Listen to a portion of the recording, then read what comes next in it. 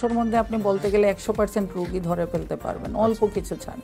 তো সেগুলি হচ্ছে চেস্ট এক্সরে, ইসিজি এবং ইকোকার্ডিওগ্রাফি। মায়ের পেটে যখন হার্টটা তৈরি হচ্ছিল, ওই তৈরির সময় হার্টের মধ্যে কিছু ডিফেক্ট হয়, এই জন্য এটাকে বলা হয় জন্মগত। সেক্ষেত্রে ডিফেক্টটা কি ধরনের হয়ে থাকে? এটা কি শুধু ছিদ্র, নাকি পরিপূর্ণভাবে হয়তো তার হাড়টা গঠন হচ্ছে না? কি ধরনের ত্রুটিগুলো থাকে আপনারা পেয়ে থাকেন?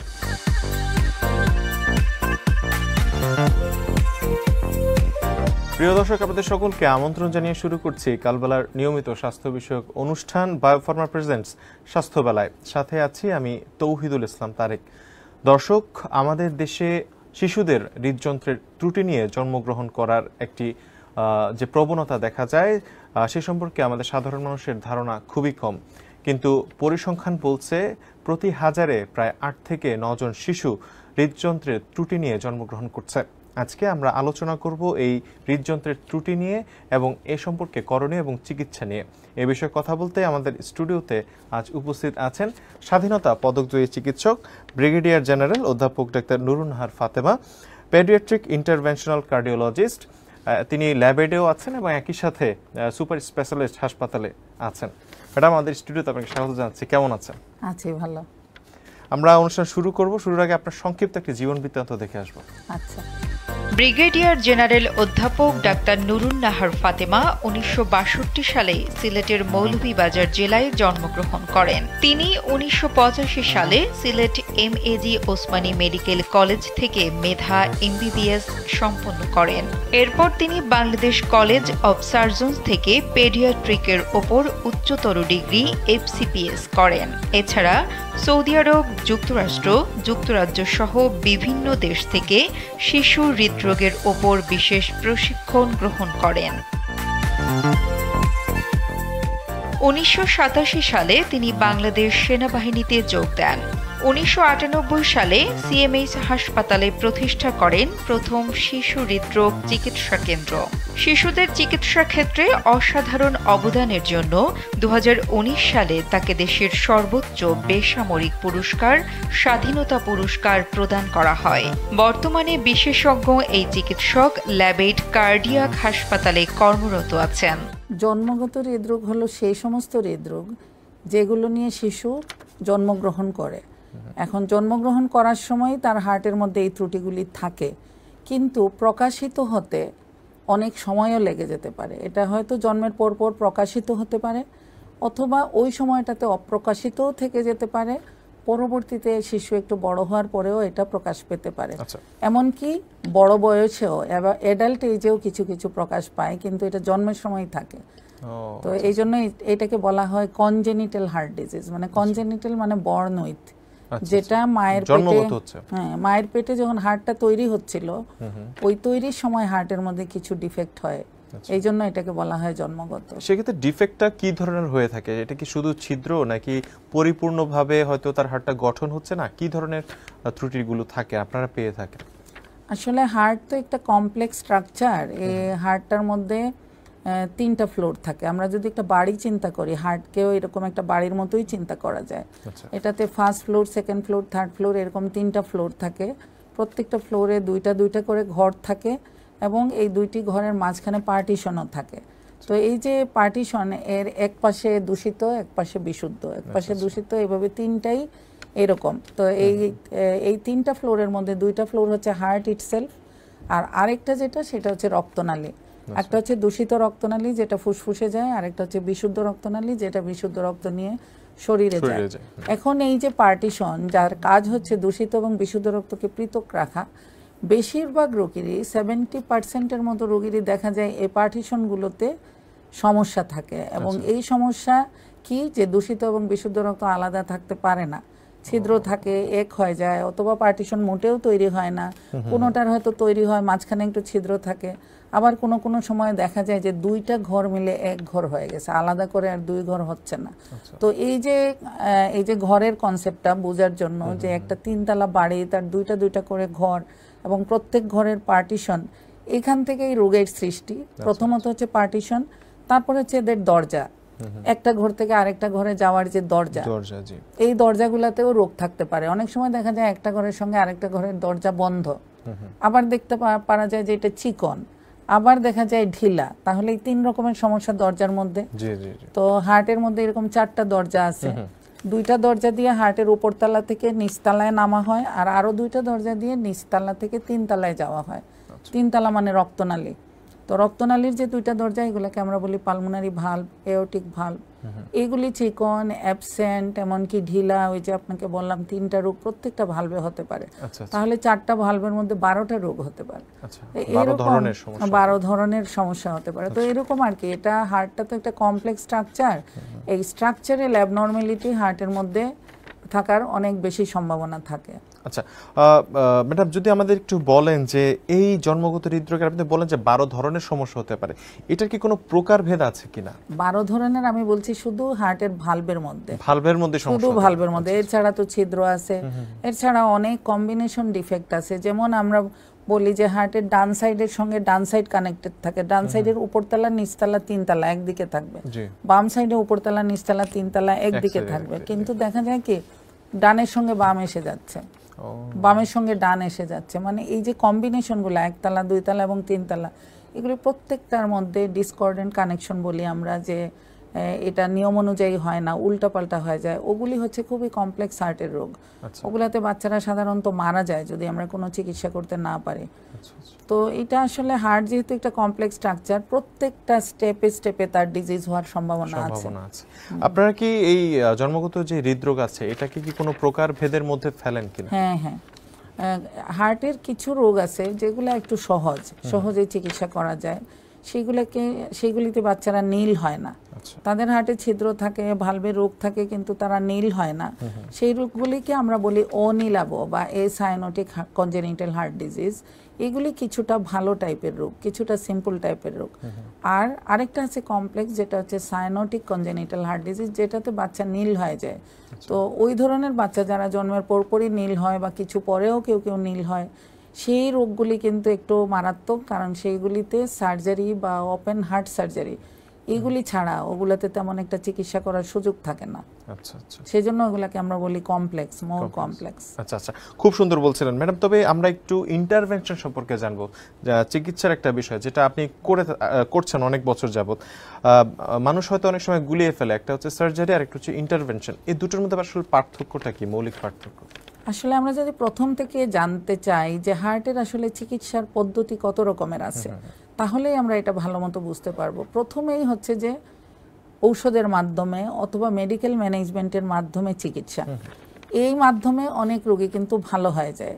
দেখা যায় কিছু কিছু ছিদ্র স্পন্টেনিয়াসলি কিওর হয়ে যায় 2-3 বছর বয়সের মধ্যে, এরা নিজেরা অথবা কিছুটা ঔষধের সাপোর্ট এগুলি দিয়ে ভালো হয়ে যায়। তাহলে ফার্স্ট প্রকার যেটা চিকিৎসার, সেটা হচ্ছে মেডিকেল ম্যানেজমেন্ট।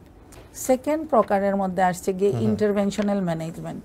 ইন্টারভেনশনাল ম্যানেজমেন্টগুলি কোনগুলি? যেগুলি হচ্ছে এখানে অপারেশনের মতোই কাজ করা হয়, কিন্তু কোনো কাটা দাগ দেখা যাবে না, কোনো কাটা ছাড়া।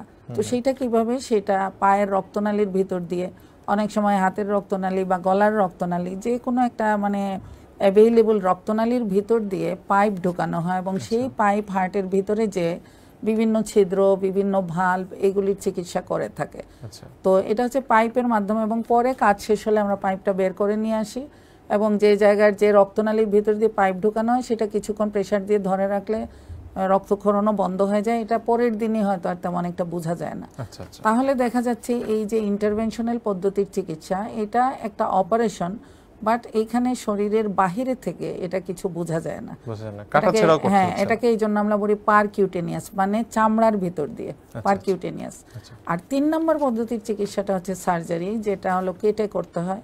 সেটাও কেটে করা যায় অনেক জায়গায়, যেমন একটা হচ্ছে বুক কেটে করা যায়, আরেকটা হচ্ছে বগলের তলা দিয়ে কেটে করা যায়, আরেকটা হচ্ছে পিঠে দিয়ে কেটে করা যায়। তো এই কাটা সার্জারিও 2-3 প্রকার আছে, কয়েকটা জায়গায় কেটে এটা করা যায়। আচ্ছা, আমাদের দেশে শিশুদের এই কনজেনিটাল হার্ট ডিজিজের চিত্রটা কেমন আমাদের দেশে? আমাদের দেশে এত বেশি বাচ্চা এখন কনজেনিটাল হার্ট ডিজিজে ভুগছে, এটা একটা মহামারীর মতো। হ্যাঁ, আপনি যদি ধরেন আমরা যে ওপিডি দেখি, সেটাতে আপনি যদি যান, দেখবেন যে নবজাতক বাচ্চা, বেশিরভাগ বাচ্চাই এখন নবজাতক, বেশিরভাগই 6 মাস বয়সের নিচে, এরা জন্মগ্রহণ করছে অনেক ধরনের রোগ নিয়ে।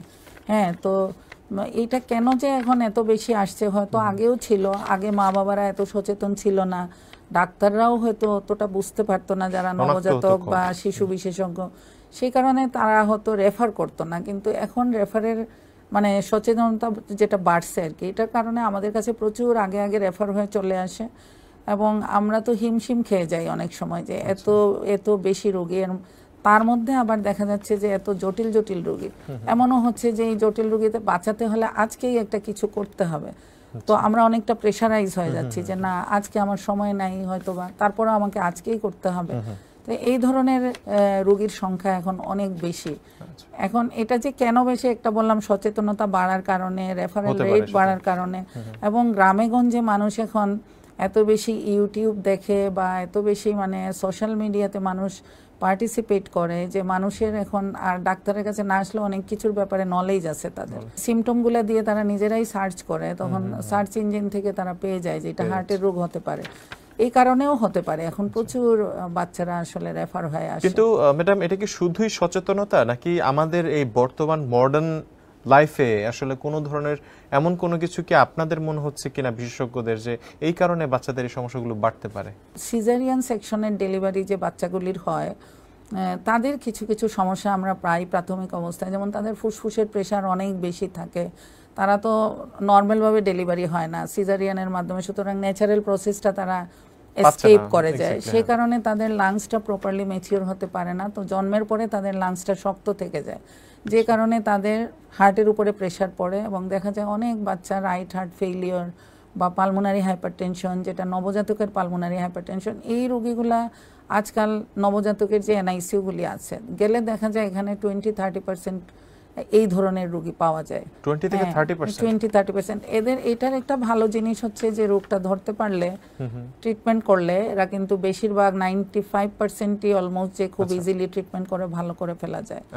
তো এটা একটা ভালো, কিন্তু না জানতে পারলে যে তাহলে আমরা যদি প্রপারলি ট্রিটমেন্ট না করি তাহলে হয়তো এটা থেকেও খারাপ হয়ে যেতে পারে।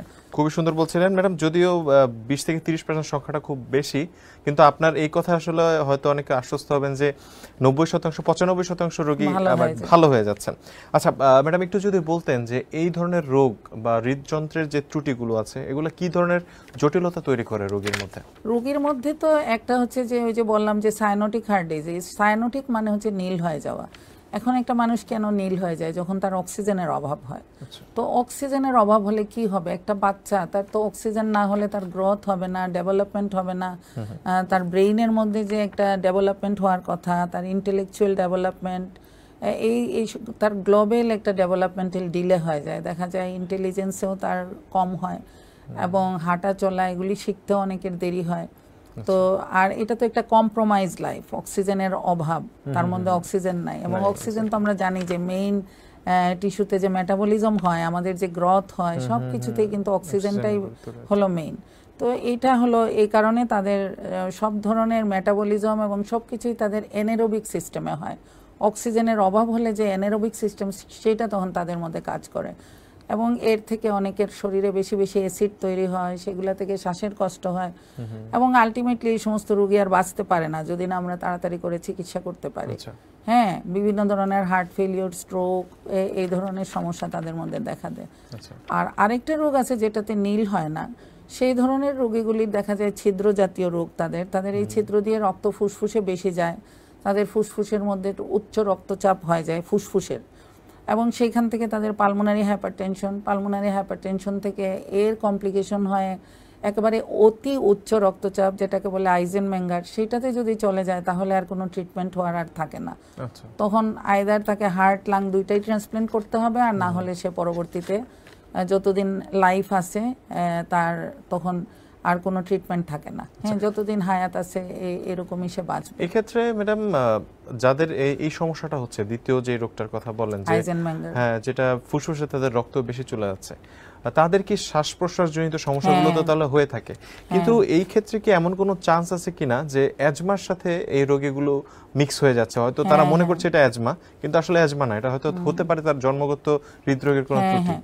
এখন আগে যখন শিশু হৃদরোগের বিষয়ে আমাদের দেশে কোনো চিকিৎসা ছিল না, তখন বেশিরভাগ রোগীদেরকে মানুষ মনে করতো যে এদের নিউমোনিয়া বা এজমা এই জাতীয় রোগ মনে করতো। পরে এখন আমরা আসার পরে মানুষের মধ্যে আমরা অনেক সচেতনতা তৈরি করার জন্য অনেক প্রোগ্রাম করতাম। বিভিন্ন মানুষ, বিশেষ করে আমাদের শিশু বিশেষজ্ঞ, তাদের সাথে আমাদের অনেক ইন্টারাকশন, অনেক আমরা সিএমই বলি, কন্টিনিউয়াস মেডিকেল এডুকেশন প্রোগ্রাম, এগুলি আমরা করি। করার ফলে এখন সবাই সচেতন। এই ধরনের অ্যাজমা রোগীও কিন্তু আমাদের কাছে চলে আসে, যে দেখে আসেন আপনার বাচ্চার হার্টটা চেক করে যে হার্টে কিছু আছে কিনা। কারণ হার্ট থেকেও কিন্তু এরকম অ্যাজমাটিক টেন্ডেন্সি, একই রকমের সিমটম হতে পারে। নিউমোনিয়া থেকে, বারবার নিউমোনিয়া হয় কাদের, যাদের ওই যে হার্টে ছিদ্র আছে তাদেরও কিন্তু হয়। তো তখন তারা আসে আমাদের কাছে ইকো করতে। আমরা ইকো করলেই তো বলে দিতে পারি যে যারা শিশু বিশেষজ্ঞ কার্ডিওলজিস্ট আসছেন, তারা ইকো করলেই বলতে পারবেন যে হার্টের রোগ আছে কিনা। কিন্তু ম্যাডাম, এরকম কি কোনো চান্সেস আছে, যেটা আপনি শুরুতে একবার উল্লেখ করেছেন, যে অনেকের প্রাপ্তবয়স্ক হওয়ার পরেও অনেক অ্যাডাল্টেরও সেটা ধরা পড়ছে? শুরুতে হয়তো তার শ্বাসকষ্ট ছিল, কিন্তু এমন কি হতে পারে যে ইকো করার পরেও ধরা পড়েনি, কিন্তু আপনাদের কাছে আসার পর তার ধরা পড়েছে অ্যাডাল্ট হওয়ার পরে? এরকম আছে, অনেক রোগী আছে যে তাদের মিস হয়ে গেছে বা হয়তো কোনো কারণে ধরা পড়ে নাই, পরবর্তীতে এসে ধরা পড়েছে। আবার অনেকের আছে যে তার কোনো সিমটমই হয় নাই, কোনো ডাক্তারের কাছেই যায় নাই। বিশেষ করে আমরা মহিলাদের ক্ষেত্রে দেখি যে তারা প্রেগনেন্সি হওয়ার পরে অনেক সময় তাদের শ্বাসকষ্ট হয়, তখন তারা ইকো করতে আসলে ধরা পড়ে। আবার কিছু কিছু আছে, যেমন ক্যাডেট কলেজে ভর্তি হবে, তখন দেখা যাবে তাদের খুব ভালো মতো হেলথ চেক আপ করা হয়, তখন মেডিকেল টেস্টে তখন দেখা গেল যে হার্টে একটা সাউন্ড পাচ্ছে, তখন আমাদের কাছে পাঠিয়ে দেয়। আবার আর্মিতে যখন জয়েন করে ক্যাডেটরা, বা আর্মির যে বাংলাদেশ মিলিটারি একাডেমি, এখানে তো যখন যায়, তাদের ওখানেও গিয়ে অনেক ক্যাডেটদের এগুলি তখন তো ভালো মতো চেক করা হয়, প্লাস ওদের অনেক বেশি হার্ড ওয়ার্ক করতে হয়, ফিজিক্যাল এক্সারসাইজ করতে হয়, অনেকের তখন ধরা পড়ে। তো ওরা হচ্ছে আমাদের একটা আলাদা পপুলেশন, যাদেরকে আমরা বলি অ্যাডাল্ট কনজেনিটাল হার্ট ডিজিজ। মানে এটা কনজেনিটাল হার্ট ডিজিজ, বাট এটা অ্যাডাল্টে হচ্ছে বলে এটাকে আমরা বলি অ্যাডাল্ট কনজেনিটাল। আবার কিছু কিছু বাচ্চা যাদের ছোটবেলা চিকিৎসা হয়ে গেছে, তারপরে আবার কমপ্লিকেশন দেখা গেল সে 25 বছর বয়সে তার ওই আগের রোগটাই আবার একটা কোনো কমপ্লিকেশন, বা অপারেশন করেছিল, সেই অপারেশন থেকে আবার একটু জটিলতা, ওরাও কিন্তু পরে এই পুলে চলে আসে। অ্যাডাল্ট কনজেনিটাল হার্ট ডিজিজের একটা আলাদা পুল, সেটার মধ্যে চলে আসে। এবং এখন মজার বিষয় হচ্ছে যে এখন আমেরিকাতে তাদের কিন্তু এখন আর জন্মগত হৃদরোগ বেশি হয় না, কারণ তাদের এগুলি স্ক্রিনিংয়ের মাধ্যমে আগেই তারা এগুলি দেখে এগুলো যেগুলো বেশি সিরিয়াস সেগুলিকে তারা আগেই এলিমিনেট করে, যে কারণে তাদের কিন্তু এখন কনজেনিটাল হার্ট ডিজিজের চেয়ে অ্যাডাল্ট কনজেনিটাল হার্ট ডিজিজ এখন তাদের বেশি। তার মানে যাদের জন্ম হয়ে গেছে স্ক্রিনিং এর আগে, বড় হয়েছে চিকিৎসা করে, তা ওই সংখ্যাটাই তাদের দেশে এখন অনেক। আচ্ছা, তার মানে তো ম্যাডাম এটা আপনি কি আমরা বুঝতে পারছি যে জন্মের আগে এটা শনাক্ত করা সম্ভব? হ্যাঁ, অবশ্যই। আচ্ছা, সেক্ষেত্রে আসলে একজন মা বা যারা প্যারেন্টস আছেন বা যিনি বর্তমানে প্রেগনেন্ট আছেন, তাদের আসলে করণীয় কি? যে তারা কি আগে থেকে এটা টেস্ট করাতে পারবেন, বা কোন ধরনের টেস্ট করাবেন, তারা কি কাজটা করতে পারেন? অবশ্যই, আপনি খুব গুরুত্বপূর্ণ একটা প্রশ্ন করেছেন। আমি সব জায়গায় এটি বলি যে কোনো মা বাবা যখন সিদ্ধান্ত নেবে যে তিনি একটা বাচ্চা নেবেন, তখন তো তার উদ্দেশ্য থাকবে যে তার বাচ্চাটা যাতে সুস্থ হয়, একবারে পুরোপুরি 100% যাতে কোনো ডিফেক্ট না থাকে। এগুলি কিন্তু স্ক্রিন করা যায়, শুধুমাত্র হার্টের রোগ না, মাথা থেকে শুরু করে পা পর্যন্ত যে কোনো অঙ্গ প্রত্যঙ্গে কিন্তু রোগ থাকতে পারে, এটা তো আমরা আগে থেকে বলতে পারি না। সুতরাং এইগুলির জন্য বিশেষ স্ক্রিনিং আছে, এবং সেই স্ক্রিনিংগুলি করলে এমনকি কিছু রোগ আছে জেনেটিক ডিসঅর্ডার, ক্রোমোজোমাল ডিসঅর্ডার, যেগুলো ফ্যামিলির মধ্যে থাকে, যেমন একটা ফ্যামিলিতে দেখা যায় 2-3টা ভাই বোনে একই রোগে আক্রান্ত, তারপরে দেখা যাচ্ছে ক্রোমোজোমাল অ্যাবনর্মালিটি, যেমন আমরা বলি যে হাবাগুবা, এরকম কিছু বাচ্চা দেখা যায়, কিন্তু ওরা কিন্তু একটা স্পেশাল সিনড্রোম, যেটাকে আমরা বলি যে ডাউন সিনড্রোম, এটা কিন্তু একটা ক্রোমোজোমাল অ্যাবনর্মালিটি। তো এই যে যত ধরনেরই সিনড্রোমই হোক, জেনেটিক ডিসঅর্ডার হোক, হার্টের রোগ হোক, কিডনির রোগ হোক, ব্রেইনের রোগ হোক, এগুলিতে বেশি এরকম জটিলতা থাকে এই অঙ্গগুলোতে। তো এগুলি সবকিছুই কিন্তু আগে থেকে ডিটেক্ট করা সম্ভব। 40 সপ্তাহ তো মোট প্রেগন্যান্সি টাইম, 10 সপ্তাহ থেকেই কিন্তু এইগুলি স্ক্রিনিং করা যায়। এবং এক একটার স্ক্রিনিং এর টাইম এক এক রকম, কোনোটা 11 সপ্তাহ, কোনোটা 12 সপ্তাহ। আমরা আবার হার্টের ইকোটাও করতে পারি বাচ্চা মায়ের পেটে থাকার সময়, ফার্স্ট ইকো আমরা করতে পারি 17-18 সপ্তাহের সময়। যদি আগে থেকে আমরা কেউ সন্দেহ করে যে তার বাচ্চার হার্টের রোগ হতে পারে, তার আগের সন্তানের ছিল, অথবা তার নিজের ছিল, অথবা তার হাজবেন্ডের ছিল, তার মানে এটা জন্ম, এটা কি আর কি বংশগত হতে পারে? হ্যাঁ। আচ্ছা আচ্ছা। তো তখন অন্যরা যদি তার যে গাইনি বিশেষজ্ঞ তাকে দেখেন, তিনি যদি বলেন যে তোমার তো এরকম সম্ভাবনা আছে, তুমি একটা হাই রিস্ক মা, বা ওই মায়ের যদি ডায়াবেটিস থাকে, বা ওই মায়ের হাইপারটেনশন থাকে, বা কোনো মেডিসিন ইনটেকের হিস্ট্রি থাকে, বা তার রুবেলা সিনড্রোম নামে একটা রোগ আছে, সেটা যদি তার হয়ে যায় প্রেগন্যান্সি অবস্থায়, তখন তারা বলেন যে তুমি তাড়াতাড়ি এগুলি চেক করো। হ্যাঁ, তো সবাইকে চেক করে না ওনারা, সাসপিশাসগুলোকে করে, কিন্তু আমি মনে করি যে সবাইকেই স্ক্রিনিং করা দরকার, কারণ এটা তো আসলে আগে থেকে বলা যাবে না, আগে থেকে বলা যায় না। সুতরাং 10 সপ্তাহ 11 সপ্তাহ থেকে শুরু করে প্রত্যেকটা স্ক্রিনিং আমরা chromosomal abnormality, genetic disorder, organ disorder, anomaly scan বলে একটা স্ক্যান করা হয়, আলট্রাসোনোগ্রাম, এটা প্রত্যেক মাকেই করা হয় প্রেগন্যান্সির সময়, তার প্রত্যেকটা অঙ্গ প্রত্যঙ্গ ঠিক আছে কিনা। তো সেই সময়ও কিন্তু অনেক সময় হার্টের রোগ ধরা পড়ে, তখন আবার আমাদের কাছে আসে ফিটাল ইকোকার্ডিওগ্রাফি করার জন্য, তো তখন আমরা দেখতে পারি। তো এরকম যদি খুব জটিল কিছু হয় যেটা লাইফের সঙ্গে কম্প্যাটিবল না, বা যেটা হয়তো জন্মের পরেও বেশি দিন বাঁচার আশা নাই, খুবই ক্রিটিক্যাল রোগ, বা যেগুলির চিকিৎসা নাই, সেই ধরনের ক্ষেত্রে আমরা মাকে কাউন্সেলিং করতে পারি যে আপনি বাচ্চা যখন আপনি নেবেন এত কষ্ট করে 9 মাস, বাচ্চা কিন্তু এরকম ক্রিটিক্যাল কন্ডিশনে হবে, তার চিকিৎসার সুযোগ নাও থাকতে পারে, তার কষ্ট হবে, ফ্যামিলির কষ্ট, তখন তারা নিজেরা তাদের ফ্রিডম থাকবে, তারা ডিসিশন নেবে যে ওই বাচ্চাটা তারা রাখবে নাকি তারা রাখবে না, এটা তাদের ডিসিশন। যারা আসলে এই টেস্টগুলো করাতে পারছেন না, হয়তো বাচ্চা হয়ে যাচ্ছে, কিন্তু আপনি বলেন যে একটা রোগ আছে বা একটা পার্সেন্টেজ আছে যারা আসলে একটা পর্যায়ে গিয়ে বুঝতে পারছে যে তাদের এই ধরনের সমস্যা হচ্ছে, মা বাবার আসলে ছোট বাচ্চারা তো কিছু বলতে পারে না, মা বাবারা কিভাবে বুঝবেন তার বাচ্চার এই ধরনের কোনো সমস্যা হচ্ছে কিনা, কি লক্ষণগুলো তারা খেয়াল রাখবেন? এই যে বাচ্চা যারা হয়ে যাচ্ছে, আগে স্ক্রিনিং করা হয় না এই প্রেগন্যান্সির টাইমে, এখন বাচ্চার জন্ম হলো, জন্ম হওয়ার পরে প্রত্যেক মা বাবারই উচিত তার বাচ্চাটাকে একজন নবজাতক বিশেষজ্ঞ অথবা শিশু বিশেষজ্ঞকে দিয়ে মাথা থেকে পা পর্যন্ত চেক করানো। সাধারণত হসপিটালে বাচ্চা ডেলিভারি হওয়ার পরে এটা করে থাকে সবাই। তো এই করার সময়ও কিন্তু অনেক রোগ ধরা পড়ে যায়, যেটা হয়তো মা বাবারা বুঝবে না, এমনিতে বোঝা যাচ্ছে না সামনাসামনি, অ্যাপারেন্টলি বাচ্চাটাকে সুস্থই মনে হচ্ছে, বাট হয়তো ভিতরে এক্সামিন করলে তখন বের হয়ে আসে। তাহলে এইটা একটা সিস্টেম যে হ্যাঁ বোঝা যাচ্ছে না, তাও কিন্তু ভালো মতো এক্সামিনেশন করে খুঁজে বের করা যায়। যেমন অনেক বাচ্চার মুখের ভিতরে তালু কাটা, নাকের ভিতরে নাকটা বন্ধ, কানা, পায়খানার রাস্তা বন্ধ, এগুলি কিন্তু আমরা এইভাবে বের করে ফেলতে পারি। হ্যাঁ, এবং তখন তাহলে চিকিৎসা দেওয়া যায়। আর আরো কিছু কিছু রোগ আছে যেগুলো এই সময় হয়তো মিস হয়ে গেল, ধরা পড়লো না, এই সময়েও এক্সামিনেশনেও আসলো না, তাহলেও কিন্তু এই বাচ্চাগুলিকে সব সময় টিকা দেওয়ার জন্য ডাক্তারের কাছে আসতে হবে। একটা যে আমাদের ইমিউনাইজেশন ক্লিনিক আছে, 6 সপ্তাহ বয়স থেকেই কিন্তু তাদেরকে ইমিউনাইজেশনের জন্য চলে আসতে হবে। সুতরাং যারা এইখানে মিস হয়ে যাচ্ছে তাদেরকে নেক্সট তাদেরকে ধরার টাইম হচ্ছে ওই 6 সপ্তাহ বয়স, তখন তো তারা আবার আসবে, তখন ডাক্তারের উচিত হবে আবার তাকে মাথা থেকে পা পর্যন্ত এক্সামিন করা, আবার দেখা তার মধ্যে কোনো কিছু আছে কিনা। ওই টাইমে আরেকটা ইম্পর্টেন্ট জিনিস, যেটা আমার কার্ডিওলজির জন্য না, এটা সবার জন্য, যে বাচ্চার ডেভেলপমেন্টটা ঠিক মতো হচ্ছে কিনা। বাচ্চা শুধু তার রোগ নাই এটা না, তার যে মেন্টাল এবং ফিজিক্যাল ডেভেলপমেন্ট, তার যে মোটর ডেভেলপমেন্ট, সে ঘাড় সোজা করতে পারছে কিনা, সে বসা শিখছে কিনা টাইম মতো, হাঁটা শিখছে কিনা টাইম মতো, কানে শুনে কিনা, চোখে দেখে কিনা। অনেকের চোখ দেখলে মনে হবে না যে সে অন্ধ, মনে হচ্ছে যে না সে ভালো, কিন্তু আসলে হয়তো চোখে দেখছে না, তাহলে এটাও তো আমি এক্সামিন না করে বুঝতে পারবো না। সুতরাং প্রত্যেক স্টেজে স্টেজে, এবং এগুলি উন্নত দেশে এগুলি স্টেপ বাই স্টেপ এগুলি সব করা হয়।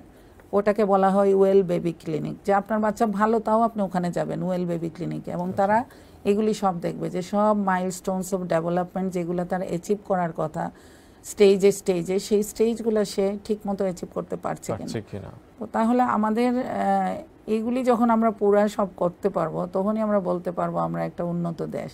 Exactly madam. কিন্তু অ্যাডাল্ট কনজেনিটাল হার্ট ডিজিজের যে কথাটা আপনি বললেন, সেক্ষেত্রে অ্যাডাল্টদের মধ্যে কি ধরনের লক্ষণ আসলে আপনারা দেখে থাকেন যে এই রোগীগুলো আপনাদের কাছে আসছে? অ্যাডাল্টরা তো আসলে তাদের তেমন লক্ষণ নাই বলেই তারা অ্যাডাল্ট হয়ে গেছে, তাদের যদি কষ্ট থাকতো তাহলে তো তাদের আগেই ধরা পড়তো। তো যখন তারা বড় হয়ে যায় বেশিরভাগেরই ইনসিডেন্টালি ধরা পড়ে। ধরেন সে অন্য আরেকটা কারণে ডাক্তারের কাছে গেছে, ডাক্তার তখন স্টেথো লাগায় দেখলো যে বুকের মধ্যে একটা সাউন্ড পাওয়া যাচ্ছে, তখন বললো আপনার তো একটা ইকো করতে হবে, আপনার হার্টে একটা সাউন্ড পাচ্ছে। অথবা ধরেন তার কোনো কারণে শ্বাসকষ্ট হচ্ছে বা চেস্ট পেইন হচ্ছে বা দেখা যাচ্ছে সে হাঁটতে পারে না, বেশি সিঁড়ি ভাঙতে পারে না, একটু টায়ার্ড হয়ে যাচ্ছে, আনডিউ টায়ার্ডনেস, হ্যাঁ, বা অনিয়মিত বোধহয় হয়, বা ফিজিক্যাল এক্সারসাইজ করতে পারছে না, অথবা তার বুকে ধড়ফড় করছে বা অ্যাবনর্মাল বিট বা অ্যাবনর্মাল রিদম, এগুলি থেকেই তারা দেখাতে চায় ডাক্তারকে তখন। তারপরে তাদের ধরা পড়ে, কিন্তু বেশিরভাগই দেখা যায় অন্য আরেকটা কারণে ডাক্তার দেখাতে গেছে আর এইটার সাথে ইনসিডেন্টাল, তখন এটা ইনসিডেন্টালি ধরা পড়ে, ওই রোগের জন্য সে যায় নাই, বাট ওই রোগটা দেখতে গিয়ে এই রোগটা তখন ধরা পড়ে গেছে। খুব সুন্দর বলছিলেন ম্যাডাম। আমরা একটু চিকিৎসা সম্পর্কে আসব। আপনি শুরুতে বলেছিলেন যে আসলে এই ধরনের রোগগুলোতে 3 ধরনের চিকিৎসা হয়ে থাকে। একটু যদি আমাদের বলেন এটা নির্ণয় করার ক্ষেত্রে আপনারা মূলত কোন টেস্টগুলো করে থাকেন, তার হার্টে কোনো ছিদ্র আছে কিনা বা কোনো ঝামেলা আছে কিনা? আসলে হার্টের রোগ নির্ণয় করা এটা খুবই সহজ, হ্যাঁ, 3টা মাত্র পরীক্ষা দিয়ে একেবারে 100-র মধ্যে আপনি বলতে গেলে 100% রোগী ধরে ফেলতে পারবেন, অল্প কিছু ছাড়। তো সেগুলি হচ্ছে চেস্ট এক্সরে, ইসিজি এবং ইকোকার্ডিওগ্রাফি। এই 3টা টেস্টের মাধ্যমে মোটামুটি ডায়াগনস্টিক পার্ট কনফার্ম হয়ে যায়। তারপরে যদি আরও কিছু ডিটেইল করার লাগে তখন সিটি এনজিওগ্রাম বা কেউ এমআর এনজিও এগুলি করে, বাট মেইনলি আমরা এই 3টা টেস্টের মধ্যেই আমরা বেশিরভাগ জিনিসই পেয়ে যাই, এর চেয়ে বেশি তেমন কিছু করার লাগে না। আচ্ছা ম্যাডাম, এরপরে যখন একজন ধরা পড়ছেন, শিশু বলি কিংবা অ্যাডাল্ট, যেই ধরা পড়ছে যে তার হার্টে ত্রুটি পেয়েছেন আপনারা, সেক্ষেত্রে আপনারা চিকিৎসার ক্ষেত্রে আপনারা কিভাবে অগ্রসর হন, তাকে কোন ধরনের ট্রিটমেন্ট আপনারা দিবেন, এই বিষয়গুলো কিভাবে নির্ধারণ করেন? এগুলি তো আসলে গাইডলাইন আছে, প্রত্যেকটা রোগের একটা গাইডলাইন আছে, নিজের ইচ্ছা মতো চিকিৎসা করা যাবে না। হ্যাঁ, আমরা এই গাইডলাইনগুলি কিভাবে তৈরি হয়, এটা মানুষ দিনের পর দিন একটা রোগীর উপরে কাজ করতে করতে যখন একটা অভিজ্ঞতা অর্জন করে, সেটা একটা এভিডেন্স। সেই এভিডেন্সগুলা পরে এগুলি পৃথিবীর ইতিহাসে এইভাবেই আসছে, অনেকে বই লিখেছে। তাদের প্রথমেই তো মানুষে জানতো না যে হার্টে একটা ছিদ্র রোগ আছে, এটা তো একজন না একজন প্রথমে জেনেছে, সে তারপরে এইটার উপরে তার এক্সপিরিয়েন্সগুলা যখন সে সেটা পাবলিশ করেছে। তো এইভাবে করতে করতেই কিন্তু অনেক আমাদের টেক্সট বুক এসে গেছে। প্রথমে হয়তো লেখা হিসাবে আসে, পরে এগুলো টেক্সট বুকে ঢুকে যায়। তো আমাদের এরকম হয়েছে যে এরকম অনেক স্টাডি, অনেক রিসার্চ, অনেক এভিডেন্স, এগুলি থেকে আমরা আলটিমেটলি একটা গাইডলাইন তৈরি করেছি এবং সেই গাইডলাইনগুলির অনুযায়ী আমাদের চিকিৎসা হয়। এখন কিছু কিছু রোগী আছে খুবই জটিল, এটার জন্য আপনার কোনো টাইম পাবেন না। আপনি আজকে দেখবেন, দেখা যাচ্ছে আপনাকে আজকেই এটা ডিসিশন নিতে হবে, ওগুলো হচ্ছে খুবই জটিল, ওগুলো ইমার্জেন্সি। আমরা যদি না করি আজকে, তাহলে সে কালকের দিন আর দেখবে না। তাহলে সেইটা হলো এক ধরনের। আরেক ধরনের আছে মেডিসিন দিয়ে আমি একটু সময় নিতে পারি, ওগুলা বাচ্চা বা যেই হোক রোগী, সে মারা যাওয়ার আশঙ্কা নাই, আমি একটু টাইম নিতে পারবো, টাইম নিয়ে তাকে দেখতে পারবো যে একটু স্টেবল করতে পারি কিনা। হ্যাঁ, আর কিছু কিছু রোগ আছে সিম্পল টাইপের, হ্যাঁ তার অপারেশন লাগবে বা আজকেই লাগবে না, ঠিক আছে, আপনি টাকা টুকা জোগাড় করার জন্য সময় পাবেন। আর কারো আছে যে আজকেই অপারেশনটাও লাগবে খুব আর্লি, যে এই 4 সপ্তাহের মধ্যেই করতে হবে। তাহলে এখন এরকমের আর কি, এটা গাইডলাইন অনুযায়ী এবং ডিজিজের নেচার অনুযায়ী এটা একজনের সঙ্গে আরেকজনের মিলে না। বাচ্চাদের কথা বললেন যে তারা খুব ইমার্জেন্সি অবস্থায় থাকে, এই সংখ্যাটা আসলে কেমন? এটা আসলে একটু কমই, ধরেন এগুলিকে আমরা বলি critical are very severe form of congenital heart disease. এগুলো 2-3%-এর বেশি না, ধরেন 2%-এর মতো হবে হয়তো, 2 থেকে 3%। আর আরেকটা বিষয় একটু উল্লেখ করেছিলেন যে 95% আসলে কিওর করা যায় তাদেরকে, এটা কি পুরোপুরি কিওর হয় নাকি তাদের অন্য স্টেজে? এটা যেটা বললাম যে persistent pulmonary hypertension of newborn, হ্যাঁ এদেরকে কিওর, ওই যে লাংসে প্রেসার বাড়ে, বিশেষ করে সিজারিয়ান বা যারা মায়ের পেটে, অনেকে বলে না যে পায়খানা খেয়ে ফেলে, এই ধরনের একটা কন্ডিশন আছে, বা যাদের লাংসে প্রবলেম থাকে, বা যারা প্রিমেচিওর বাচ্চা অনেক আগে হয়ে গেল, লাংসটা মেচিওরই হয় না, তাদের লাংসে প্রেসার থাকে। তো এইগুলি কিন্তু এগুলির আউটকাম খুবই ভালো, এগুলি চিকিৎসা করলে ভালো করা যায় বেশিরভাগ ক্ষেত্রে, এরা পুরোপুরি তাদের সেরে যায়, এদের আর কোনো রোগ থাকে না পরে। থাকে না। আর কাদের আসলে লাইফের অন্য স্টেজে গিয়ে আসলে চিকিৎসা বা ডাক্তারের কনসালটেশনের ভিতরে থাকতে হয়? এটা হচ্ছে কিছু কমপ্লেক্স হার্ট ডিজিজ আছে যেগুলিকে আমরা কোনোদিনও সম্পূর্ণ ভালো করতে পারবো না। হ্যাঁ, তাদেরকে আমরা কিছু চিকিৎসার মাধ্যমে তারা যাতে বেঁচে থাকতে পারে, তাদের অক্সিজেনের পরিমাণটা যাতে শরীরে মোটামুটি স্বাভাবিকের কাছাকাছি থাকে, এই ধরনের করে আমরা তাদেরকে সমাজে একটা চলতে পারে এইভাবে করে রাখতে পারি। এই সার্জারিগুলোকে বলা হয় পেলিয়েটিভ সার্জারি। এগুলি কিন্তু কিউরেটিভ না। কিছু কিছু ডিজিজ আছে যেখানে বাচ্চা পুরা কিওর হয়ে গেল সার্জারি করে, বাট এগুলি এত কমপ্লেক্স যে এদেরকে কিওর করা যাবে না, বাট ওরা যাতে বেঁচে থাকে এবং সমাজে স্বাভাবিকভাবে চলাফেরা করতে পারে এই ব্যবস্থা করে দেওয়া যায়। এগুলি মেইনলি এগুলোকে বলা হয় সিঙ্গল ভেন্ট্রিকুল টাইপ অফ রিপেয়ার, মানে ওদের হার্টের যে দুইটা ভেন্ট্রিকুল বা নিলয় এই দুইটা থাকে না, একটা থাকে। তার মেইন পাম্পিং চেম্বার দুইটার জায়গায় একটা থাকে, বা দুইটা থাকলেও একটা দেখা যায় যে খুবই দুর্বল, ভালো মতো কাজ করে না। তখন তাদেরকে আমরা একটা ভেন্ট্রিকুল দিয়েও যাতে তারা চলতে পারে, অক্সিজেনটা মোটামুটি স্বাভাবিকের কাছাকাছি থাকে, এই ধরনের কিছু সার্জারি আছে। তো এই সার্জারিগুলোতে সারা জীবন ফলো আপে রাখতে হয়, কারণ তার হার্টের জটিলতাটা তো রয়েই গেছে, শুধুমাত্র অক্সিজেনের ফ্লোটা বাড়ানো হয়েছে, কিন্তু আদারওয়াইজ তো তার তেমন কিছু করা হয় না। এমনকি এদের ভবিষ্যতে হার্ট ট্রান্সপ্লান্টেও যাওয়া লাগতে পারে তাদের জটিলের জন্য। সুতরাং এই রোগীগুলি হচ্ছে তাদের অপারেশন হয়ে গেলেও আমাদের সারা জীবন তাদেরকে দেখতে হয়। এছাড়াও আরো কিছু রোগীও এরকম আছে যাদেরকে আমাদের সারা জীবনই দেখে রাখতে হয়, তারা চিকিৎসাধীন অবস্থায় থাকে সব সময়।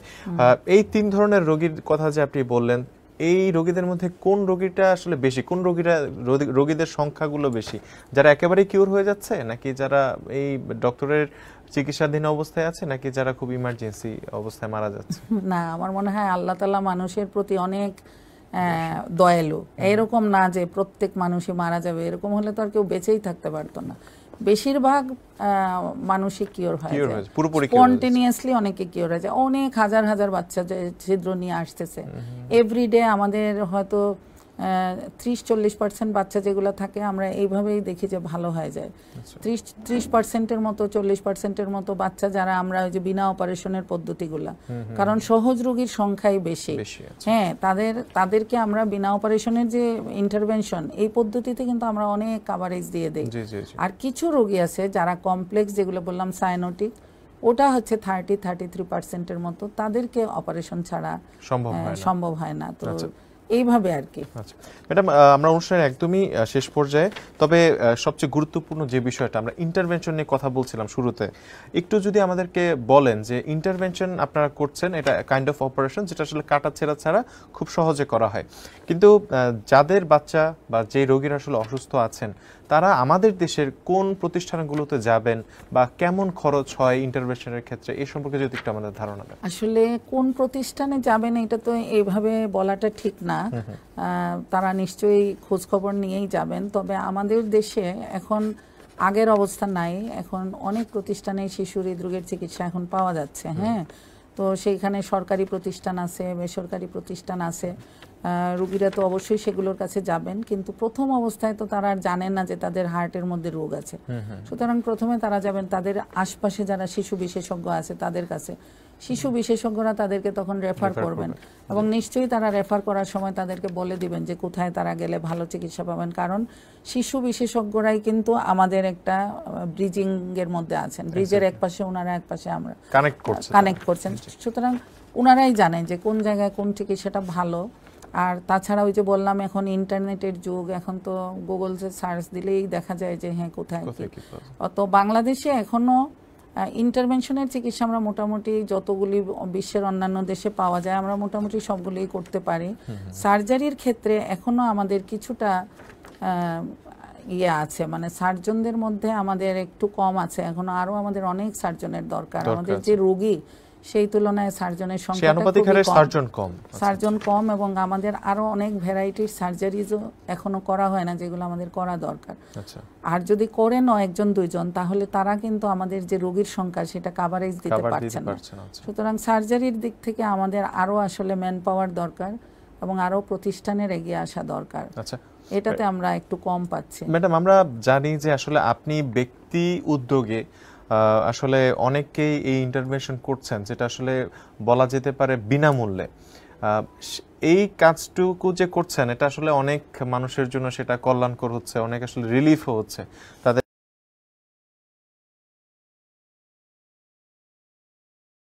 এই কাজটা থেকে। কিন্তু আমাদের যদি একটু বলেন যে আসলে তারা আপনার এই সেবাটা বা তারা আপনার এই উদ্যোগে কিভাবে শামিল হতে পারে।